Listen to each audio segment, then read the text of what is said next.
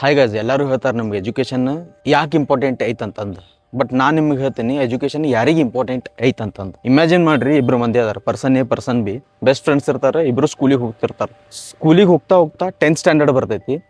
ಇಬ್ರು 40% ಮಾರ್ಕ್ಸನ್ನು ತೊಗೊಂತಾರೆ. Person A ಏನದಾನಲ್ಲ, ಅವ್ರ ಮನ್ಯಾಗ ಯಾವ ಕಾಲೇಜ್ ಹೇಳ್ತಾರಲ್ಲ ಅದು ಹಚ್ಚಿಬಿಡ್ತಾರೆ. ಯಾಕಂದ್ರೆ ಅವ್ರು ಸ್ವಲ್ಪ ಬ್ಯಾಕ್ಗ್ರೌಂಡ್ ಸ್ಟ್ರಾಂಗ್ ಇರ್ತೈತಿ. ಬಟ್ ಪರ್ಸನ್ ಬಿ ಏನದಾನಲ್ಲ, ಅವ್ರು ತೀರ ಲೋವರ್ ಮಿಡಲ್ ಕ್ಲಾಸ್ ಇರ್ತಾರೆ. ಫೀಸ್ ಆ ಹುಡುಗಿಗೆ ಅಫೋರ್ಡ್ ಮಾಡೋಕೆ ಅವಂಗಿಲ್ಲ. ಸೊ ಹೀಗಾಗಿ ಆ ಹುಡುಗನು ಏನು ಮಾಡ್ತಾನೆ, ಹೊರಗಡೆ ಹೋಗ್ತಾನೆ ಕೆಲ್ಸಕ್ಕೆ. ಅವಂಗ 3 ಥಿಂಗ್ಸ್ ರಿಯಲೈಸ್ ಆಗ್ತಾವೆ. ಒಂದು, ಅವ್ರ ಪೇರೆಂಟ್ಸ್ದು ಎಕ್ಸ್ಪೆಕ್ಟೇಷನ್ ಕೊಟ್ಟು ಹಚ್ಚಿದ್ರೆ ಇಷ್ಟು ಮಿಡಲ್ ಕ್ಲಾಸ್ ಇದ್ರೂ ಓದಲಿಲ್ಲ. ಸೊ ಹಿಂಗಾಗಿ ಅವ್ರ ಪೇರೆಂಟ್ಸ್ ಎಕ್ಸ್ಪೆಕ್ಟೇಷನ್ ಅಂತ 0 ಆಗೈತಿ. ಸೆಕೆಂಡ್ ಐತಿ, ಅವಂದೂ ಕರಿಯರ್ ಹಾಳಾಕೈತಿ. ಯಾಕಂದ್ರೆ ಸಣ್ಣ ವಯಸ್ಸಾಗ ಅವ್ನು ಹೋಗಿ ಏನು ಹೊರಗೆ ಹೋಗಿ ಕೆಲಸ ಮಾಡ್ತಾನಲ್ಲ, ಅಲ್ಲಿ ಅವ್ಗೆ ಗುರ್ತಾಗ್ಬಿಡ್ತೈತಿ, ನಾ ಇನ್ನು ಮುಂದೆ ಯಾವತ್ತೂ ನಂಗೆ ಕಲಿಯಾಕೆ ಆಗಂಗಿಲ್ಲ ಅಂತಂದು. ಥರ್ಡ್ ಐತಿ,